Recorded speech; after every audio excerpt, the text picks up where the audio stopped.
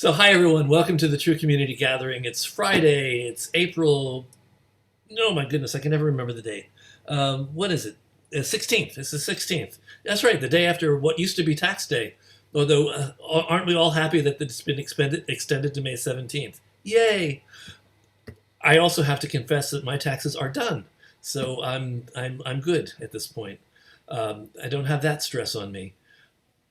Um, so we've been doing this. This is actually our 1 year anniversary. Happy anniversary, everybody! This is 1 year of True Community Gatherings. So it's 1 year, but it's only 50 gatherings because we took off Christmas and New Year's. Shame on me. We took off Christmas and New Year's, but here we are again, week after week, hopefully offering a haven for the theater community, a place where you can all come together and say to a room of people, "This is who I am, and this is what I do." Um, because we've been in isolation for so long, it's sort of, I think, useful for us to be able to do that. We are heading towards the end of a pandemic. What does that mean? That means that we don't know when it's going to end, but at least now we know it will end because there's a vaccine. Um, Cases are up. It's everything. Everything that should be much better is not necessarily much better. But a lot of us are vaccinated now, so we're feeling a little bit more comfortable, a little safer within ourselves and within our communities. Can't talk can't talk for everybody else in the country. Some people are being reckless. Um, what are we going to do? What are we going to do? Uh, let's just hope that we achieve herd immunity and are able to function as a society with some normalcy again. I hope everybody knows that means we're still going to be wearing masks even when we come back to what looks like somewhat a new version of normalcy. But at least we'll be more comfortable with each other and we'll be able to hug. Hugging will be nice. I look forward to hugging. And speaking of hugging, uh, who would not like to hug Jen Sandler and Joe Barros, the two wonderful people that create opportunities for people that write for musical theater with New York Theater Barn, um, dedicated to helping and developing writers and new works for how long now? I'm not even I'm not even sure, but I'm going to bring them into the room, and they're going to say hello, and they're going to tell you a little bit about themselves. And I want you guys to know that what I'm interested in knowing is what have you learned since last July, or what has gotten better technically for us? I'm not sure whether there are technical improvements or not. There may be. Maybe Zoom has learned a trick or two. Maybe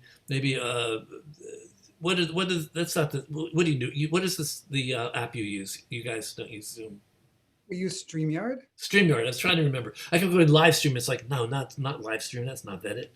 So StreamYard. So maybe StreamYard has gotten a little fancier, but in general, I just want to know what has changed, what has gotten better, what do we need to know so that we can do better work, more professional looking work, and within musical theater, and also so I can be prepared to actually bring back our musical theater writers workshop.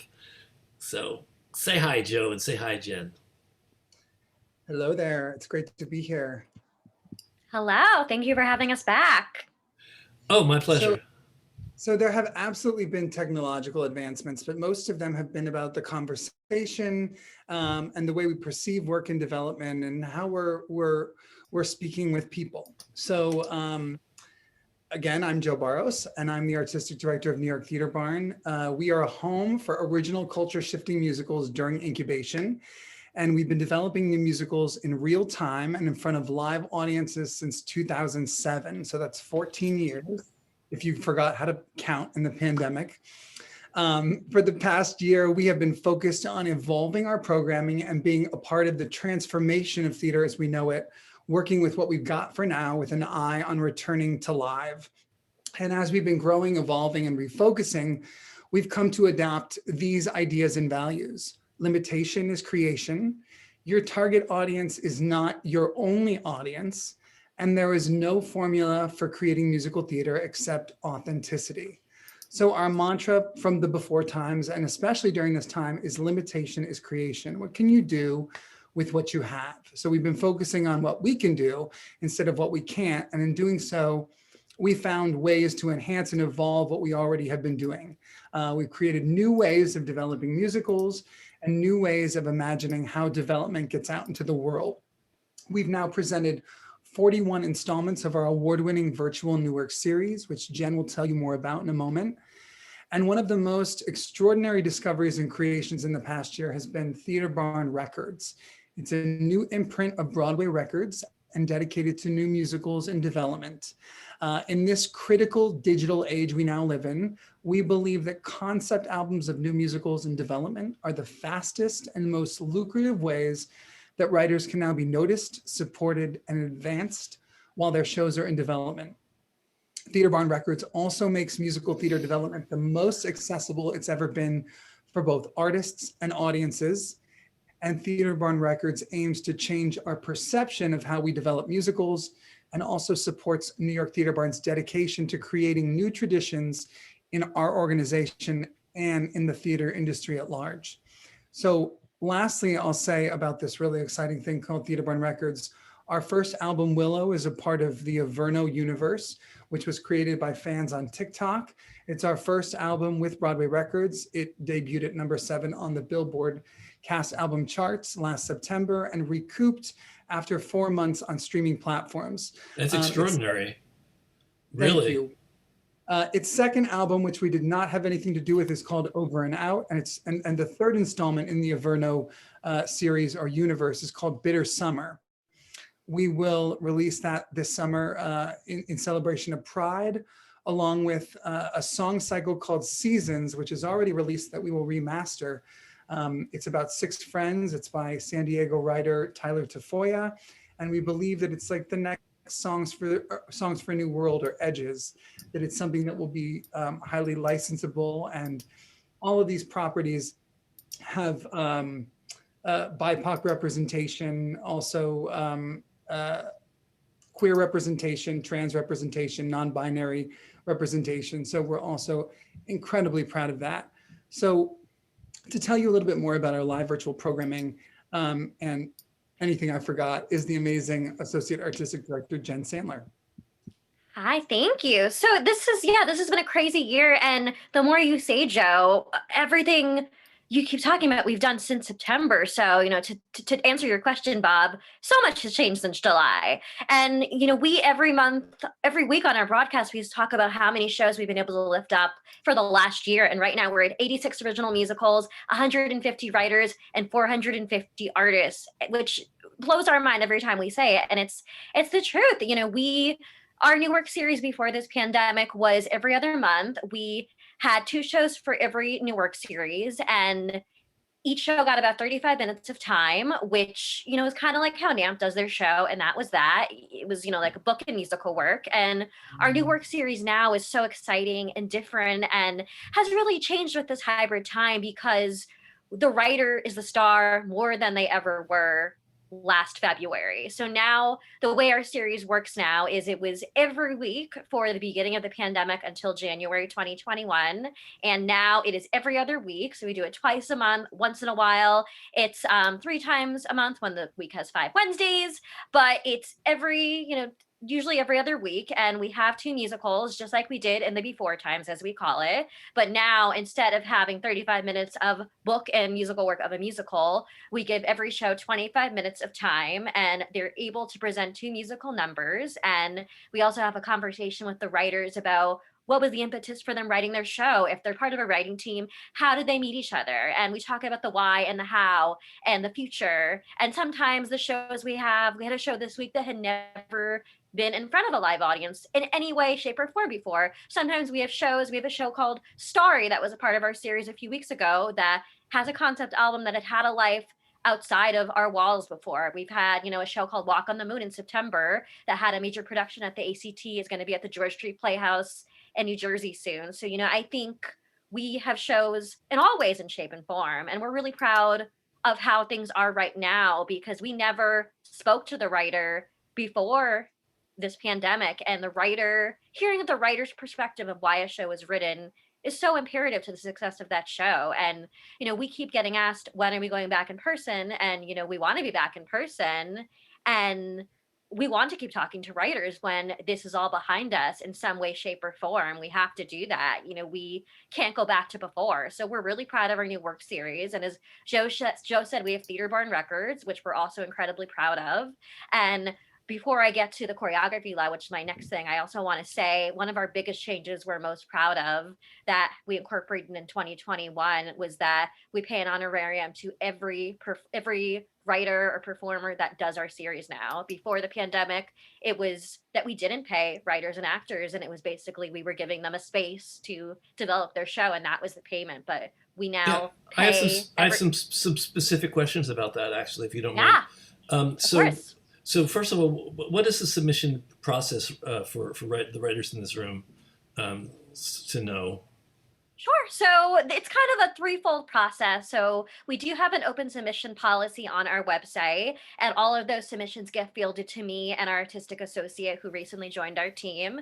His name is Pals Mox. So we field all of the submissions, and then we give them to Joe as well, depending on the submission. And that is one way, and that's completely anyone can submit. It could be someone we know, someone we don't know. That's one fold. Another way is, we have writers that we know who will say, this is what I'm working on, and we already know them. And that's exciting too. And the third one is a lot of times we have referrals, we have producers, we have writers, we have people like the great Jane Dubin here who give us work, and they say, I really like this writer. Do you want to have a look at them? And we always say thank you, and we have a look. So I think there's so many avenues, and we accept all of them. Okay, so I'm going to follow the path down the process a little bit with you. So people are admitted into your program. Last year, before January, there was some expense for them, or there wasn't any expense, but they didn't get an honorarium. What has changed? There's no expense for the writer. So to clarify about that, for our new work series, which creates an opportunity for, usually it's a 35-minute presentation of a show, but now in our virtual space, it's a conversation and 2 songs. We did not offer anyone anything. It was all volunteer for 14 years. For our choreography lab, we were only able to offer a small honorarium for our choreographers. And then as we did readings and things like that, we were able to offer modest stipends. And then we also do developmental production. So our developmental production of the musical Sam's Room was under a $20,000 model showcase code production. So everybody received a $500 honorarium. We recently did a production called Love and Yogurt, which was under a $150,000 budget, developmental production, fully realized for 1 week of presentations at Theater Lab. We built a small grocery store, and that was a co-production with Out of the Box Theatrics. The writers were paid appropriately, and the actors all made $650 a week plus pension and health. Okay, so I'm going to ask the brutal question: where does the money come from? So it's donations. We have at every broadcast now, we have a donation video, and we accept all individual donations, and also foundations. We have institutional giving. So I think it's community giving, and it's also organization. How about the $150,000 production that you just mentioned?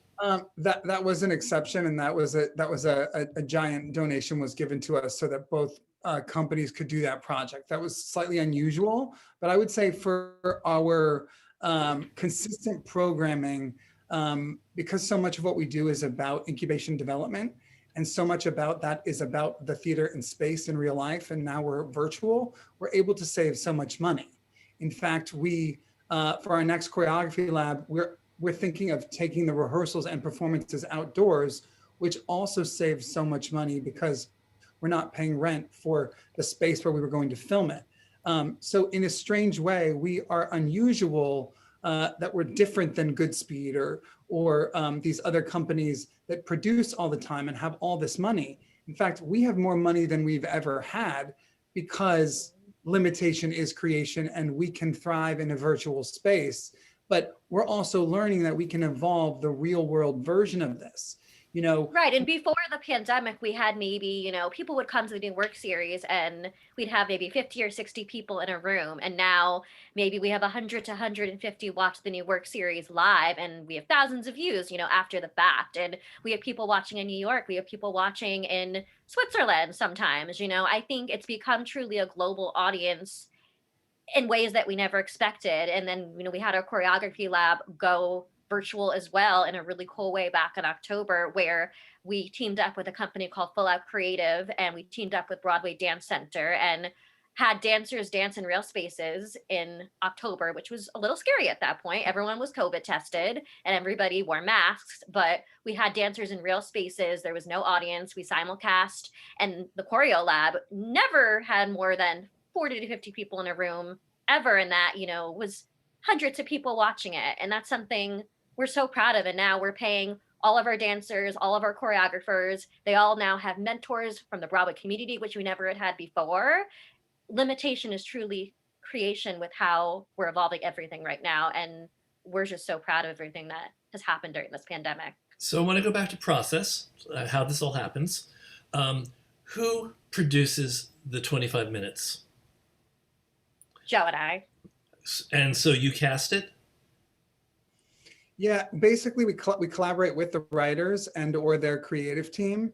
For the most part, we found that there are people already attached. So for instance, when we did Nico Juber's Millennials Are Killing Musicals, she had actors who were sort of specific to a developmental process she was already doing with a reading. When we did Ginny McGuire's show Borders a year ago, her co-writer, Ari Lawton-Simon, sang one of the songs. And then one of their actors from LA, who had been a big part of the process, participated. We had a show called Mimosa that we presented this past week that is by Danny Ursetti and Lauren Taslitz that has never, ever had anyone be a part of it. And so we brought them Christine Toy Johnson, Shireen Pimentel, and Diana Huey, also because of the relationship that we have with all of the other shows.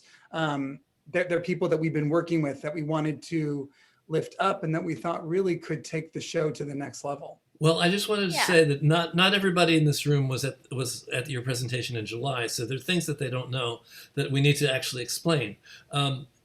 Let's talk about live performance versus recording.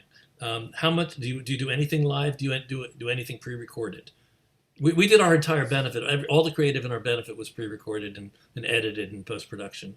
So back when the pandemic first started, StreamYard was very, very different. And I know you asked us before if StreamYard has changed. It very much has. So back in March, StreamYard would only allow videos that were a minute at most to be uploaded to the platform. So I would say from about March to June, maybe May, Joe, every performance we had on the new work series and the virtual edition was live, completely live. We had to sound check all of them and figure out, how there's a lot of hurdles with live performances on the Zoom and StreamYard platforms. We, one week we had to put a speaker in a bowl for the singer to sound right. It was a very big learning curve. And it worked though. So it was a very big learning curve, a very big process. StreamYard kept on expanding to 3 minutes to 5 minutes. Now it's unlimited videos can be uploaded. So now I would say about 90% of the time, the performances are pre-recorded. And in the end, it's better for the writers because they're going to have something that is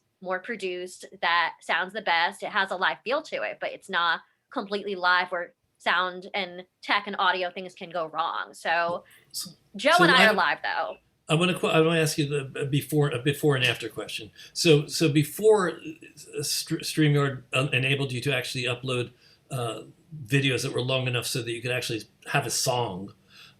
Were you doing it live? And if you were doing it live, were you ever doing anything other than solos? And if so, yeah. Tell me about lag and latency.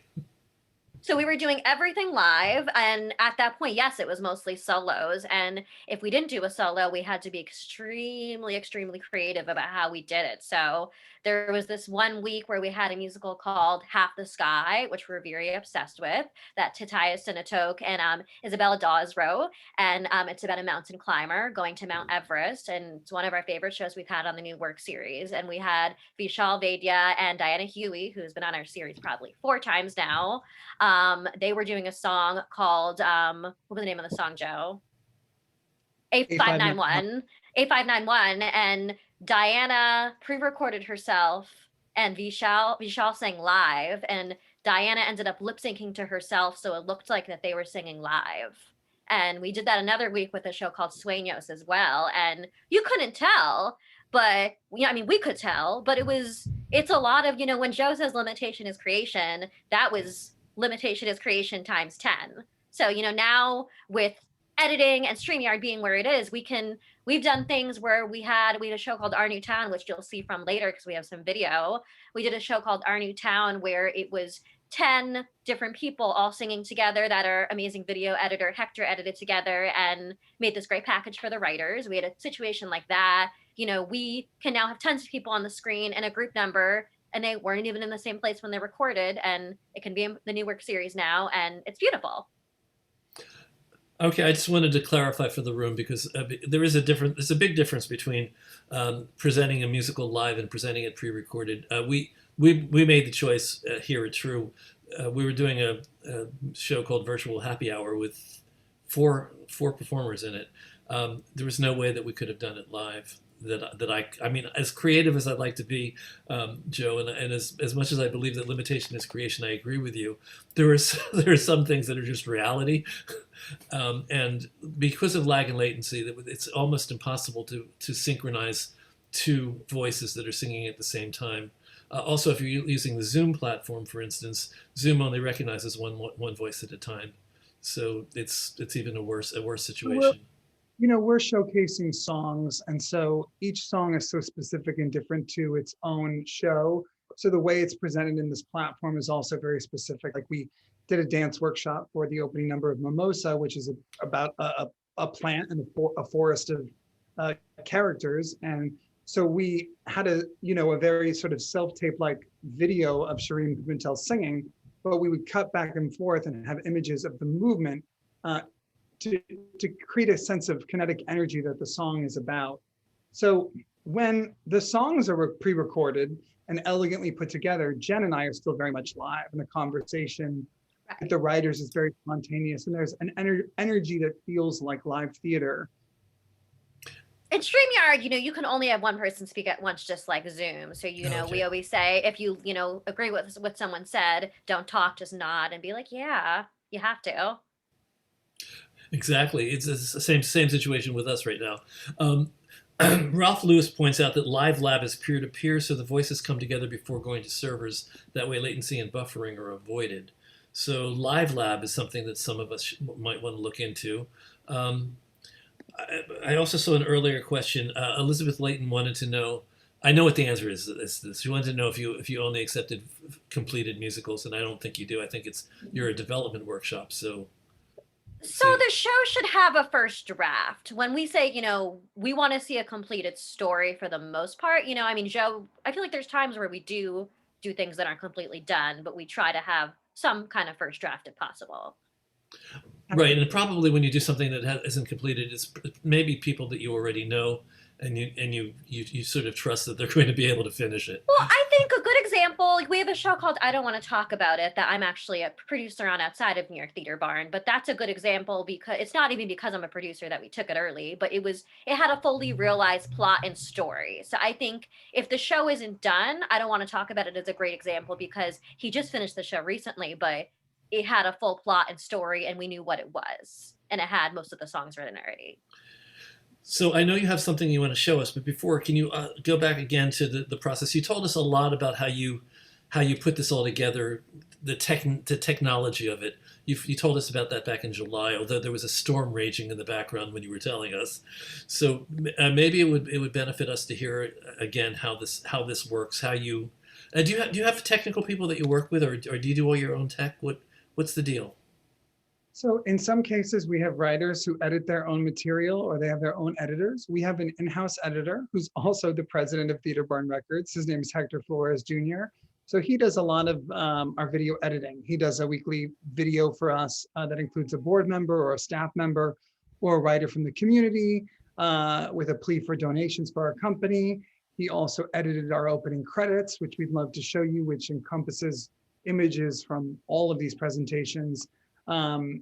he often helps us with some of the content as well. He edited 2 videos this past week for the musical Mimosa and also the choreography footage. So, I mean, And you said the recaps, right? and then we also present a recap of each show gets their own recap when they appear in the following week. We show, it's about a minute long, and we're going to show you 2 of those this evening that show you kind of what, basically we play them so that if people are watching the presentation for the first time, they see how the evening is going to unfold and how we're going to discuss the development of a musical and how we're going to ask questions, and how the journey of creating that musical is almost more interesting than the actual show. Okay. I'd want to say to the room, I want to remind you that you have a virtual hand raise. If you go to your reactions, which should be, if you're on a computer, it should be at the bottom of your screen where you have mute, stop video, security, participants, blah, blah, blah, blah, blah, blah, breakout rooms, and then reactions. If you open up reactions, there's a hand raise. The virtual hand raise is useful for us so that we can take questions without my checking the chat constantly. Eric Jones, you have your hand raised. So what did you want to ask? Okay. Hi, everybody. Hi. Had a question pertaining to if, for example, you already had a show that was already had 2 Zoom readings. Is that acceptable to submit if it's already been, I don't know, maybe it had an initial a reading, maybe not, maybe like a workshop prior to that? It's okay. We got the question. It's okay. Don't worry. Okay. Yeah. Zoom readings are very important to a show, and you can definitely submit your show after a Zoom reading. Yeah. Okay. Thank you. And the other thing I wanted to say to the room is one of the reasons I do this is I want to give you information that you can use. So if there's anything that you want to know, that based on what we've been talking about, and you like, I think I get it, but I'm not sure. Even I think I get it, but I'm not sure. Ask the questions, because I want you to come away with knowledge of how to do this. I don't mean just knowledge of how to submit to New York Theater Barn, but knowledge of how to do this, because Jen and Joe are graciously sharing information about how it's done as well as what they specifically do. So I see 3 hand raises. After the questions, I'm promising you we're gonna go to your screen shares. So who was the first? I guess Kate is the first. Now it's 4. Kate Camerata. Hey guys, how are you? I was looking into StreamYard for Create Theater, but way back, they even admitted, because I was talking to some customer service people, they even admitted that their audio quality was not really good enough for music, you know? So now that they've eliminated the small video size, what about the audio quality? Do you find that is compromised in any way? And do you have to use OBS or Ecamm Live or something else like that in order to achieve the audio quality? A person who's appearing live, like us, will use their own microphone or exactly like this. So I find the quality to be like Zoom or better. I haven't noticed anything different. The audio quality for the videos that we upload is the audio quality that we set with the editor. So it's whatever that show or that song needs. It's all done in iMovie or in Final Cut Pro, and then it's uploaded. So whatever the audio settings are of StreamYard, we don't mess with those. When I do showcases with my students that are live in StreamYard, you know, I have to tech everybody's sound in their space. They play, for the most part, they play their music live from an iPhone. It goes in a bowl, or they have a speaker. And then it used to be called disable audio processing. Now it's called echo cancellation. You just uncheck this box. It actually makes everything better. You can't have a conversation like this though, because things will echo. And if that's the case, we time it out so that somebody unchecks that box. You can also go in and manually turn up the microphone volume, and there are a few settings. So I actually find it quite helpful, user-friendly, and we have had no complaints from our audience or from our artists about the sound. Wow, that's great to know. So just for clarity, you're saying that you do it all yourself within the browser on StreamYard without having to go through OBS to to get there. And do you present it then in the browser or do you live stream? We present it in StreamYard, and every video has to be under 250 megabytes. And there's times where we do have to shrink videos for the platform. We've never had a problem with the quality, but it's all done in StreamYard. We broadcast to YouTube and Facebook and Broadway on Demand directly from StreamYard. Great, Well, thanks for that. Thanks, Kate. Guys, congratulations, by the way. You've got the most hand raises that I've had in a year. So let me do 2 of them for now and then save the others for later. I want to get to your screen shares because I know you want to share stuff. Carol Weiss. Simply, how does one submit to your group? Sure. So if you go on our website and our new work series section, there are full instructions about how to submit, and all the submissions will go to me and our artistic associate pals. But if you go to our website, everything is there. It's all about the formatting. That's all there too, about how to submit, about what we're looking for. It's very straightforward. Great. Is your website newyorktheaterbarn.com? It's nytheaterbarn.org. Thank you. Okay, next we have Walter.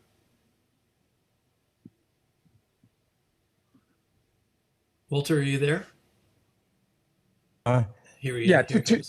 two quick questions. Are you open for choreograph centered pieces, choreograph only right now? And the second thing is, and this isn't in any way pointing the finger. I laud you guys. You guys are miracle people. But what percentage to date is your work like African American, referenced, roughly?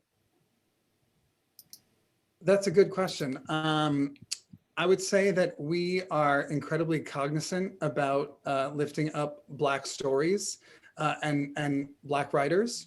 I would say maybe 75% of our work has included Black and brown people over the past year, maybe more. We're incredibly conscious about it. And from about May to about September of last year, we donated half of our donations every single week to a charity that lifted up Black lives and supported this systemic reckoning of civil rights in our community. So for that, I mean, we are incredibly proud, and we think that stories written by Black people are incredibly important. And we love working with all artists. We really do. Jen, is there anything you wanted to add to that? No, I think you hit the nail on the head for sure. Yeah, and you're open to choreography right now if it's a So we They have have a program. yeah. So we have okay. 3 different labs. We have an open lab, which I think might be what you're referring to. So we have a lab that's open where it could be from a particular piece. It could be a standalone piece. We have a lab where it's one show and there's 3 to 4 choreographers doing all different songs from the same show. And we have another one where it's 2 to 3 shows and each show gets a number choreographed by writers. So there's all different ways you can do the lab, and one of those should fit your show, hopefully. And the way we build a lab is it's in its 8th season, and it's the only platform we know of where writers and choreographers get to collaborate on movement for new musicals during incubation. So for a show that's driven by dance, the lab is really exactly what it needs. Excellent. Well, thank you guys. I'm gonna let you do your screen share now. Meka, Sue, and Neil, I promise you we're gonna get to your questions after they show off a little. Yeah, so we just want to show you our opening credits for our live virtual programming. It's about a minute. And then we wanted to show you mainly 2 other things are the opening of our recent Women in Theater Roundtable. We make space for all of the women of our company to talk about the company, and you'll see how we start off our program. And then we'd like to show you 1 or 2 of our recaps so you can see how our new work series works in about a minute's worth of time. And you can see some of the ways that we integrate performances.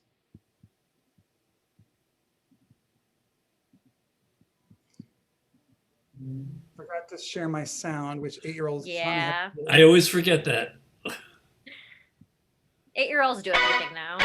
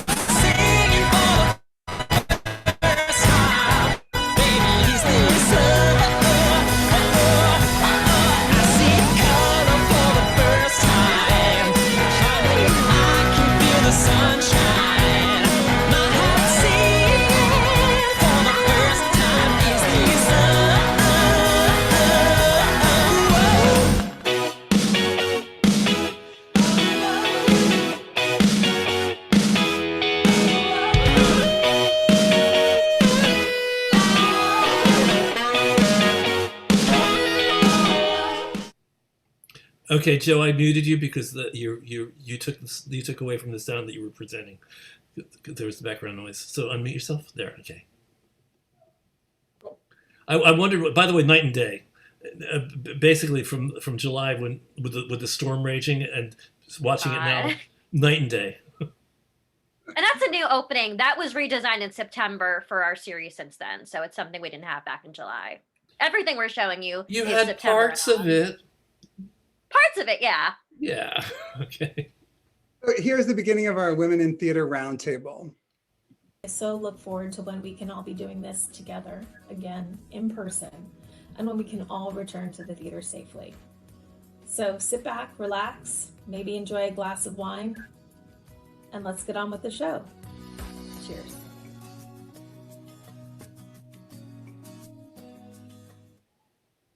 Good evening. I'm Joe Barros, and I'm the proud artistic director of New York Theater Barn. Welcome to tonight's special presentation. Traditionally, this is the time where I welcome you and tell you more about New York Theater Barn and what to expect tonight. But since tonight is about the women in the theater industry, I wanted to make space for the women in our community and organization. But first, I wanted to say that New York Theater Barn stands in solidarity with the AAPI community. There has been a horrific and heartbreaking surge in violence against Asian Americans and Pacific Islanders around the United States over the past year, and most recently last week. Asian stereotypes perpetuate hate and are so harmful that they are resulting in the murders of innocent people. Asian Americans are part of our country's plurality.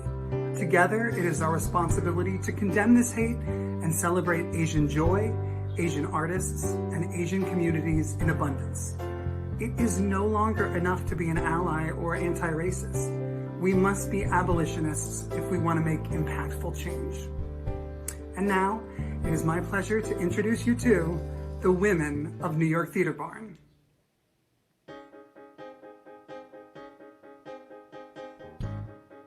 For the past 14 years, New York Theater Barn has created a home for original culture-shifting musicals during incubation. In the midst of a global pandemic, the company has pivoted, evolving our programming and storytelling systems to continue supporting artists and the development of new musicals. The experience has been productive, meaningful, and has connected so many artists and audiences from all over the world. Over the past year, a global pandemic and systemic reckoning has given us the unique opportunity to empower artists, lift up culture-shifting stories, support our community, and make musical theater development the most accessible it's ever been for both artists and audiences.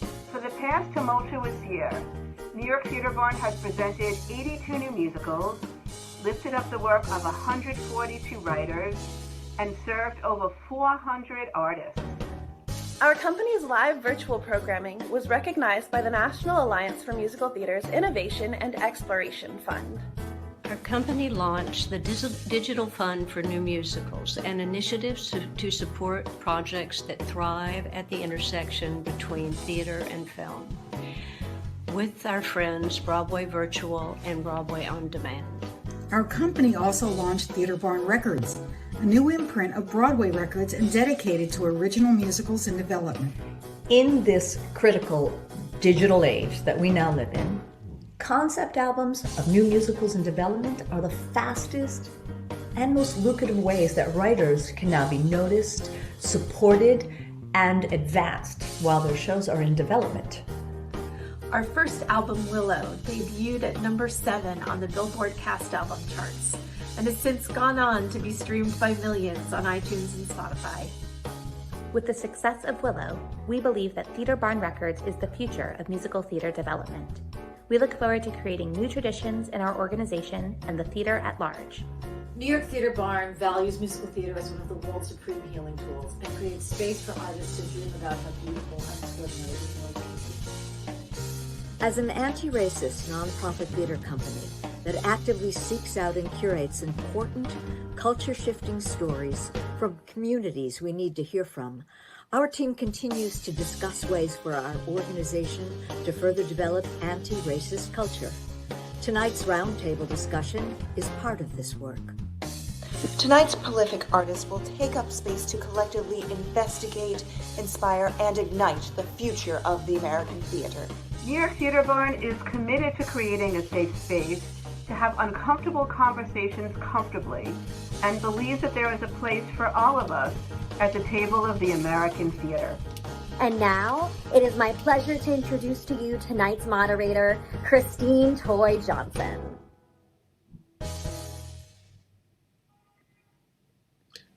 Okay, unmute yourself again. The sync went off, but other than that, it was great. Great. It was exciting to see so many of those women again. We just wanted to... I know so many of them. Oh my goodness.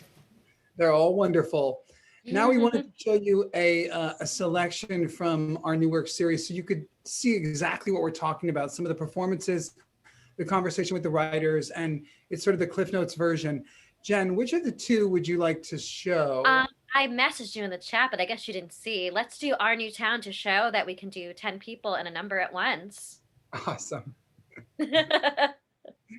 Our New Town is a new musical about a school that is putting on Our Town, and the most horrific school shooting in history happens at this school. So surviving members of Our Town travel into the community to gather stories from the people, and they end up putting on a show, and that show is interrupted by a member of the community, and it's written. Go ahead.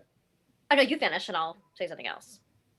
I was just going to say it's written by a husband and wife team and our dear friend David Dabin. I just was going to say also to add on that the original day we were going to present this broadcast was the day of the massacre in Washington, D.C. And we ended up rescheduling the broadcast 1 week to stand in solidarity with everything going on, and especially because of the subject matter of this show. And, you know, Joe and I were just saying today that sadly, this is still so important, and the idea of shootings aren't going away, sadly, and we need to change that. Daily occurrence. It's so sad. Like, I don't want to wake up and find out there's another shooting. We pray, light candles and say never, never again. Then we sleep, then we play, fight new battles anyway. It happens again and again. Just background till it's our time. This is our line in the... What was tragedy that would befall a young person at the turn of the 20th century? Well, for a young woman, it was to die in childbirth. Now, what is one of the leading causes of death of young people in this country? Gun violence. So indeed, there's an incredible parallel, incredibly sad parallel. And when we had our son Wilder, he was in bed one night sleeping, and we were reading the news, and there was another shooting that had happened. And that really sparked something in us. And we thought, how can we be proactive about this? Because we don't want our son growing up in this kind of environment. We want this to change. So what can we do as artists? What's our responsibility and stuff? So I wrote down all these shootings and all the dates. And the first thing I wrote down was Columbine in '99. And Gabriel sort of took that and ran with it. And that is one of the first lyrics. That's the first lyric of the songs. Columbine in '99. I'm 2 years old at the time. What a way to start my life. Vegas takes 58 more. Different day, same old score. But it can't be the same anymore. And the thought was that, you know, as Howard was describing, our town as this celebration of life because life is so brief. Well, what would Wilder write today if he were living and we were trying to create something around Grover's Corners? He would have to acknowledge gun violence. Connection, because I think another part of the music is the chemistry between these characters making music together. It's therapeutic, it's cathartic. What our town does, what our new town does, is it summons. They never really acknowledge who the shooter is or talk about the shooter or any of his family until this moment in the show. Losing a kid is every parent's worst nightmare, but having a child who becomes a killer, ... Now I live in the fog of what you did. all I see is my fair-haired little kid.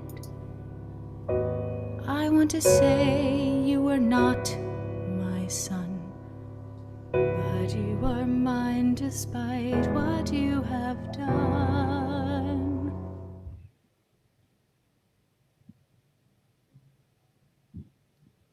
Thank you.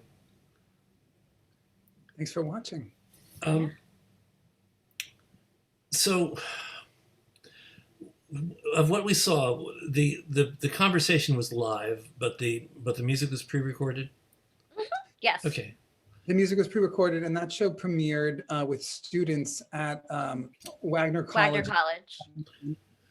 Well, everybody knows that I'm a proponent of the mix, using the mixed media, using a combination of live and pre-recorded. There's so much you can do with pre-recorded. Like you were able to see, if anybody doesn't know, you were able to singly record each of the tracks of the chorus numbers, and then you were able to put them together in post-production editing.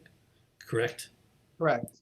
Anything else that anybody needs to know about that was be of use for them? Well, what they need to know is that we did a live presentation that included us and the creative team. And then we also presented 2 songs that included edited footage that we had to isolate the singing audio and the music audio. And then all of that was edited together. And then what you saw was an edited amalgamation of 25 minutes of our conversation and the presentations. And who did the editing for all that? That's Hector Flores Jr., who's our in-house. And like Joe said, there's some times where it's not Hector that they have. The writer. This week the writer was also a video editor, so it's every week is different. I highly recommend everybody become really good friends with a good editor. It makes a big difference. Makes a big difference. What was amazing this past week is, like Jen said, we had Will Van Dyke, who's like this master composer, and he did the editing for both of his songs. Time was of the essence. He made the orchestral tracks. He wanted the precision of it, and he also wanted to include the lyrics on the screen, which he also did as well. Which is, another thing people can consider is using captioning, and which is pretty well available in most of the platforms. So I'm going to go back to the questions from Meka, Sue, and Neil, but I also invite people to make any comments or questions that they may have based on the information. We wound up dealing with inclusion and diversity today to an extent, a large extent. I wasn't expecting it, but it's certainly always welcome and always important right now. So, Meka, what was the question that you wanted to ask? Yes, I did a reading previously, and I'm working on a second reading for my play Banshee. It's a musical, my musical Banshee. I had issues with it, and this is just a technical question. I had issues with it. I kept losing actors because I did it live, and I'm going to do it live again, but with pre-recorded songs. Is there anything that you think that I could do to make sure that doesn't happen? What do you mean by losing actors? Why did you lose actors? Like their internet just cut off. And okay. Got it. Yeah. That's very different. I thought they were just walking away in a huff. Oh, no. So I think, any writer I work with that wants to do a Zoom reading, if you want to have the musical theater numbers in the reading, I think you need to pre-record them. I think you can never depend on people's internet connections. I always say do the book live, maybe a solo if you really, really feel that the person has good sound and audio and video. But if you aren't sure, when in doubt, always pre-record. We just did a table reading, and like Jen said, we used they recorded basically demos, and they made video demos that included the lyrics. So we would have a scene, and then we would fire off the song. Now, it doesn't have the energy that a regular reading has, because you can't have underscoring or anything, but it just makes everything the most seamless it can be. Diana Huey, sorry, not Diana Huey, Nico Juber, who's in the room, her show Millennials Are Killing Musicals, they did a pretty incredible presentation a few months ago, and they did the exact same thing, but they did it in StreamYard. So the actors were wearing what they were also wearing in the songs, but they pre-filmed the songs. And so there was a seamlessness that if you didn't really know, you wouldn't have known. You know, it's like Jen and I would be in a scene and then all of a sudden it would cut to the song version that we had rehearsed and edited, because but it all depends on what you need. We didn't need for the first show that I just said for it to be a polished final product. We just needed to see what was there. For Nico's show, she was presenting her show to the industry. It needed to feel like the flow of the energy, and she did an amazing job at making it feel like a reading you normally would go to. Yeah. Okay. I was just also that just is it possibly that I had too many people on the Zoom that might slow it down too? No, it has to do with their connections. Yeah. Okay. But that's something. This is to the entire room. If you're going to be using actors in anything, part of the rehearsal process has got to be to check their internet strength and their ability to actually fulfill what you're going to need them to fulfill. Sadly, I would say that if you have an actor whose internet keeps going in and out during rehearsals, it's going to happen in performance, and you may need to replace them. Yeah. I also would love to suggest, if you're using 10 or less actors, StreamYard is great. That's how Nico did her show, for example, Millennials Are Killing Musicals. And I think it's so much better, and you're going to have a better quality if you're recording it. Okay. Oh, and to go back to what you're saying about does the internet get proportionately weaker when you have a lot of people on it? In an area, yes. In your apartment building, yes, but not 10 people that are in 10 different cities around the country, because they each have a unique Wi-Fi signal that is their signal. It's strong depending on how many other people are going into that Wi-Fi at the same time. A lot of people will lose their Wi-Fi. What? Ralph Lewis is saying here in the chat too that if you plug your Ethernet cable into your laptop, that's really that's the best. But for so many of us like me, I don't even have that option right now. You have to have an adapter. But it's important. I would say we shouldn't be alienating people because their internet they haven't paid as much for their internet, or it's not as sophisticated. So I think producers and who's ever in charge need to work together to make sure that the audience that will best serve the story is set up for success in their technology.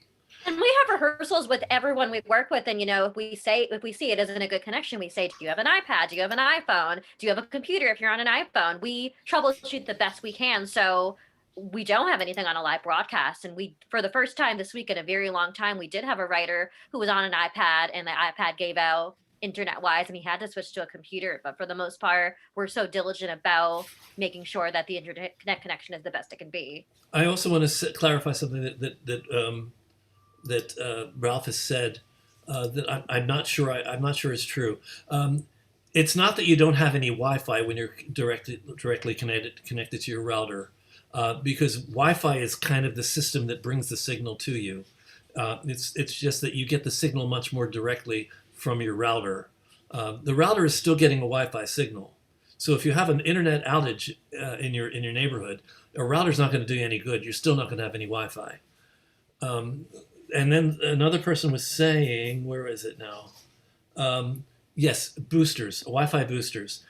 We have a TP, what's called a TP link. You can buy internet boosters, and you can use them, and they really, really work very well.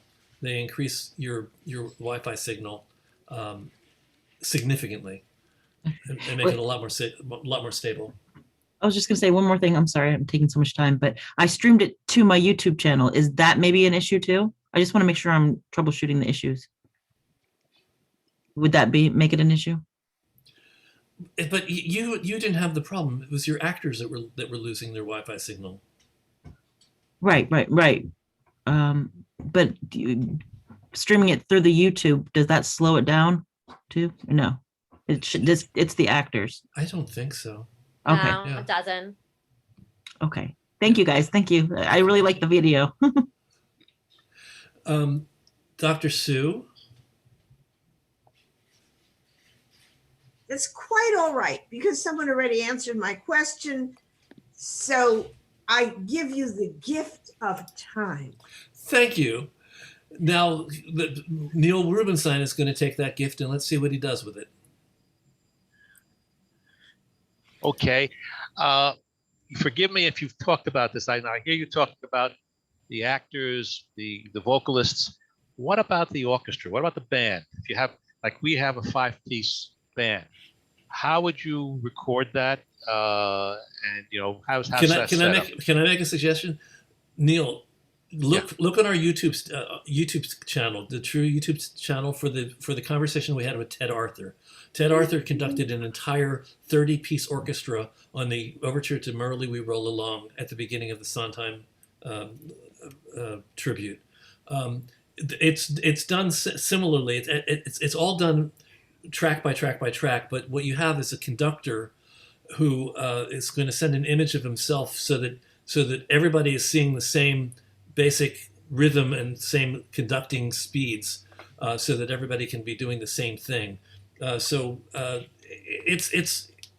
more complicated than doing 5 voices, but it's doable. So the idea, it's all, so basically it's all virtual then.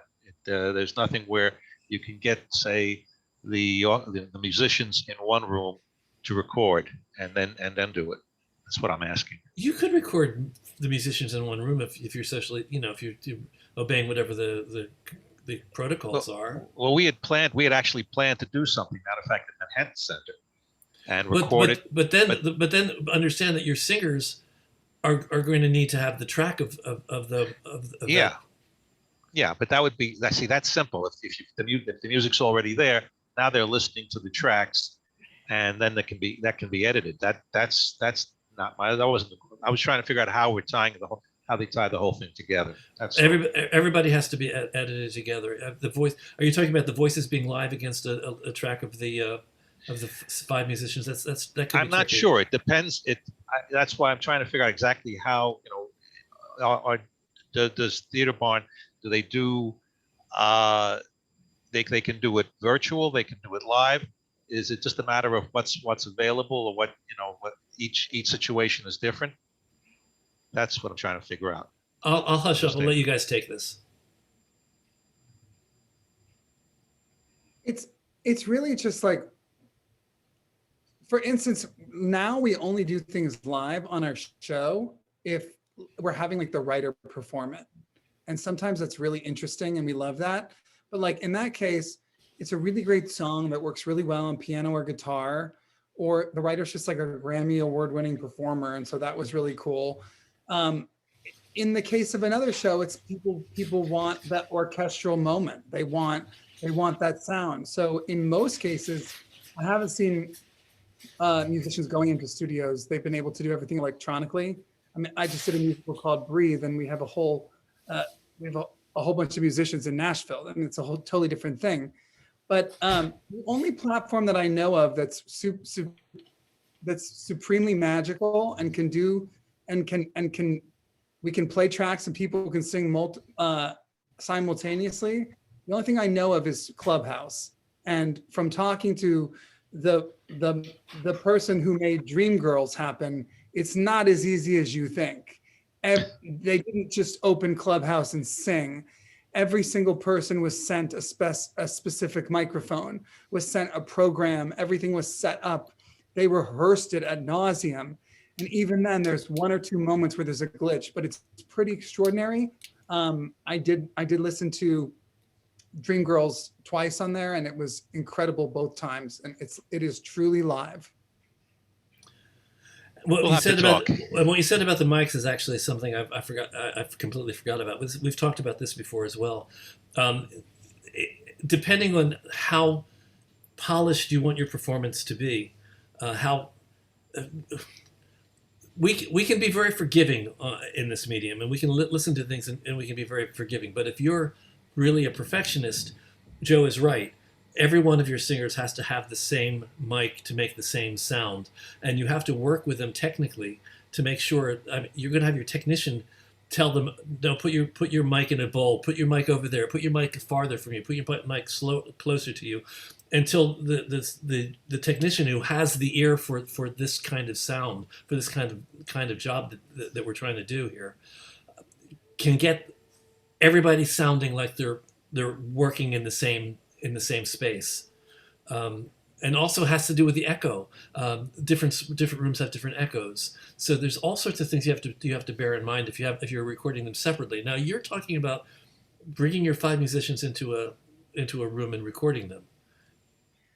Yeah, of course you can do that. But then you have the situation of having to edit that along with your vocals, which are going to have to be recorded separately. But if you can bring your 5 musicians into the room, why aren't you bringing your singers into the room? Well, that's what I originally was planning to do, except there was a problem with the unions. I won't get into that now, but well, equity has specific rules. But I mean, if you have there were problems, Bob. I don't want to waste your time on this, right. Everyone else's time, but because I was going to do that, I wanted to do a concept album. Matter of fact, it was Kate Camerata who suggested it originally, so I'll give her credit where credit's due. So I still want to do it. That's why this is very interesting. If I can, if I can bring something, some of the stuff that's already recorded to Theater Barn, and then they can put it together, or it's just a matter of I just say, okay, here's what we have, help me put it together from scratch. That's kind of, well, first you have to submit to them, and then they have to say, well, yeah, this will make a good, these 2 songs will make a good 25-minute segment, and we have September 4th open. Okay. I mean, I have recordings. Starts. I have recordings of some of the songs when we did a reading. So I would like to do that where it's more polished. And yeah, I'm a sound guy, so I know you want continuity between each of the singers. A lot of what I was saying was for the room, not for you, because I know that you know sound. Yeah, but I'm just saying, I'm just the idea is, as I'm trying to figure out how Theater Barn could possibly help what I'm trying to do. That's all. Well, that's a whole different question. Well, that's why I'm here today. I made sure I was able to get back. Well, I'll have Joe and you email each other at some point. Okay. Okay, that works for me. Thank you. I'll be the conduit. Okay, works for me. And I hope Joe is okay about that. I'm volunteering him. If not him, I'll talk to Jen. But you certainly are good at putting people on the spot. So I'm a producer. What else do I do? Next up is Jane Dubin.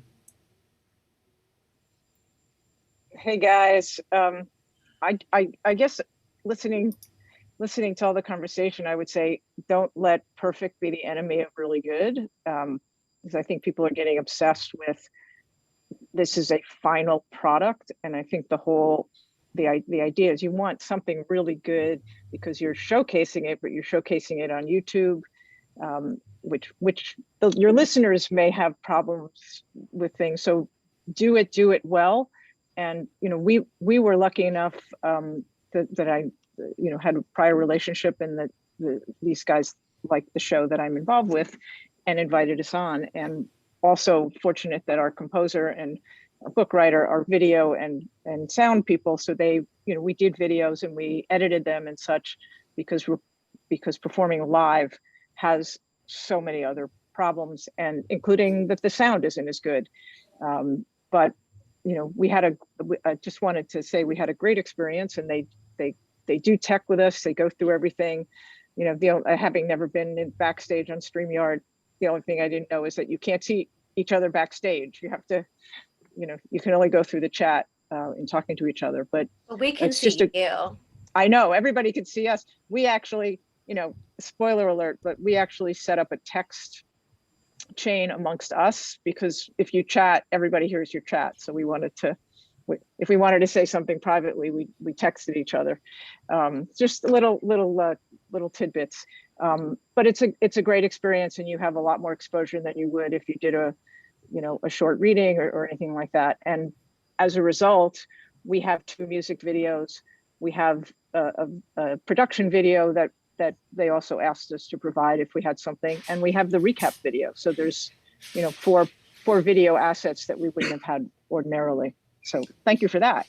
Well, and like Jane also said, it's polished and it feels slick, but you never forget that you're watching a musical process, that we are part of the incubatory process. And what was so incredible about their presentation is we got to show a really unique B-roll clip of what they had already done, but they also decided to film their presentations in like this grainy black and white feel that brought you into the dark aesthetic of the show. So it was quite clever, and it felt very specific to what they were selling. Thanks, Well, Joe. Thanks, Joe, and thanks, Jen, for being with us today. And in summation, things have gotten better. Things, live stream has improved. The most important thing that you said to me was that they no longer limit you to 1 minute video clips. So that's great. So live stream is something we all need to look into. I'm still stuck in Zoom, but there's limitations here in Zoom. So looking at other platforms would probably be useful. Thank you for generously sharing your time and your information with everyone today.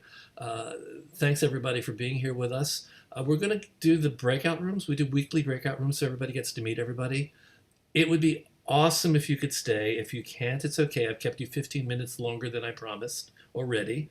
But if you want to meet people, that would be terrific. And I just want to say to everybody else, the weekly reminder, which is we do this as a service to the community, but we have bills to pay. We're actually in very good shape right now. Don't take us for granted. The only reason we're in good shape right now is because you have been so generous and so supportive for the past 12 months.